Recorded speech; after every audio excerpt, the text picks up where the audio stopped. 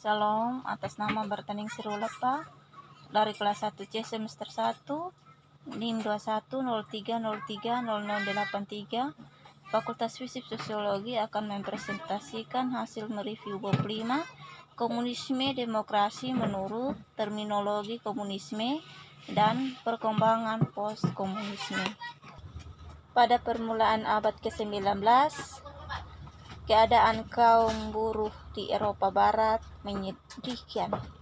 Kemajuan industri secara pesat telah menimbulkan keadaan sosial yang sangat merugikan kaum buruh. Seperti misalnya upah yang rendah, jam kerja yang panjang, tenaga-tenaga perempuan dan anak yang disalahgunakan sebagai tenaga murah, keadaan di dalam pabrik-pabrik yang membahayakan dan mengganggu kesehatan. Dan dari Jerman juga banyak mengecam keadaan ekonomi dan sosial sekelilingnya. Akan tetapi ia berpendapat bahwa masyarakat tidak dapat diperbaiki secara tambal sulam dan harus diubah secara radikal melalui perdobrakan sendi-sendinya. Untuk keperluan itu, ia menyusun suatu teori sosial yang menurutnya didasarkan hukum-hukum ilmiah.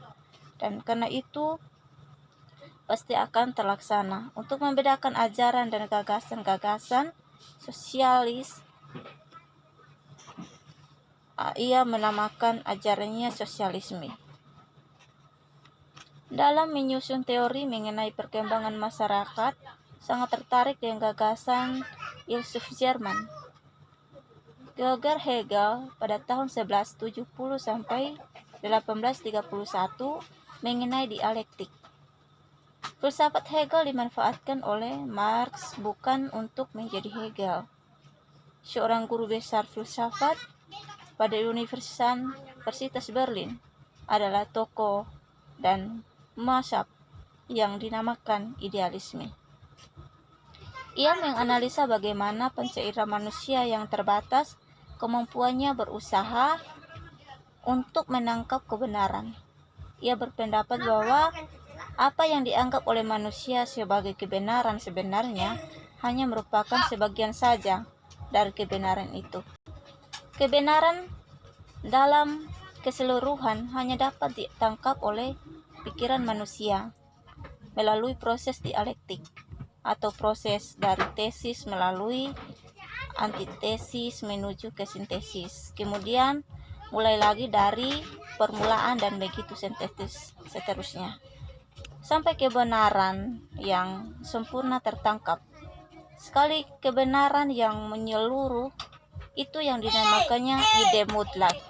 Dalam menjelaskan proses dialektik, Hegel mengatakan bahwa proses ini dilandasi oleh dua gagasan. Yang pertama, gagasan bahwa semua berkembang dan terus-menerus berubah. Kedua, gagasan bahwa semua mempunyai hubungan satu sama lain. Proses tesis, antitesis, dan sintesis dinamakan gerak yang berdasarkan hukum dialektik. Oleh karena semua bergerak dan berubah, maka sintesis lambat berubah menjadi tesis dan proses dialektik mulai lagi dari permulaan. Setiap kali sintesis baru tertangkap oleh pikiran manusia, ia berada dalam taraf yang lebih tinggi dan lebih lengkap unsur kebenarannya. Dari ajaran Hegel, Marx mengambil dua unsur, yaitu gagasan mengenai terjadinya pertentangan antara segi-segi yang berlawanan dan gagasan bahwa semua berkembang terus. Dalam hal itu, Marx menolak asas pokok dan aliran idealisme bahwa hukum dialektiknya hanya berlaku di dalam dunia yang abstrak, yaitu dalam pikiran manusia. Dalam berkelas pertama, yaitu masyarakat budak, terjadi pertentangan antara kelas budak dan kelas pemilik budak. Masyarakat budak secara dialektis berubah menjadi masyarakat feodal yang pada gilirannya pula terdorong oleh pertentangan antara kelas pemilik tanah dan kelas penggarap tanah. Pertentangan yang dibenangkan oleh burjuasi berubah menjadi masyarakat yang kapitalis. Menurut teori sosial ini, maka masyarakat kapitalis terdorong oleh pertentangan antara kaum kapitalis dan kaum proletar, akan berubah sebagai gerak dialektis, terakhir menjadi masyarakat komunis. Ada juga mengenai diktator proletariat dikatakan oleh Marx. Antara masyarakat kapitalis dan masyarakat komunitas terdapat suatu masa peralihan di mana terjadi transformasi secara revolusioner dari masyarakat kapitalitas menjadi masyarakat komunis. Masyarakat komunis yang dicita-citakan Marx ini merupakan masyarakat di mana tidak ada kelas sosial, di mana manusia dibebaskan. Tulisan Marx banyak sekali menarik perhatian, tetapi ternyata tafsirannya berbeda-beda. Di antara pendukungnya terdapat orang-orang seperti Edward Bernstein di tahun 1850 sampai 1932 yang secara umum menerima analisa Marx, tetapi berpendapat bahwa tujuannya dapat dicapai tanpa revolusi, yakni secara damai melalui jalan parlementer dan atas dasar hak pilih umum. Ada juga mekanisme Leninisme di Uni Soviet. Lenin memimpin revolusi pada tahun 1917 dan menguasai Uni Soviet sampai saat meninggalkannya pada tahun 1924. Revolusi ini berhasil membentuk diktator proletariat seperti yang dibayangkan oleh Marx.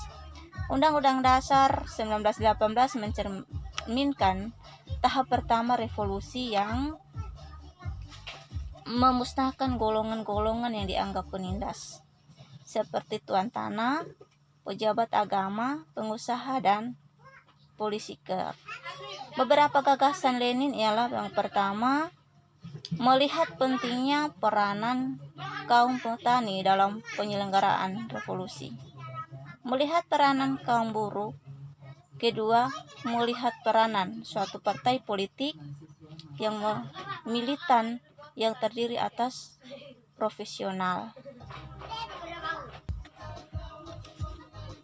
Revolusionaries untuk memimpin kaum proletar dan merumuskan cara-cara merebut kekuasaan.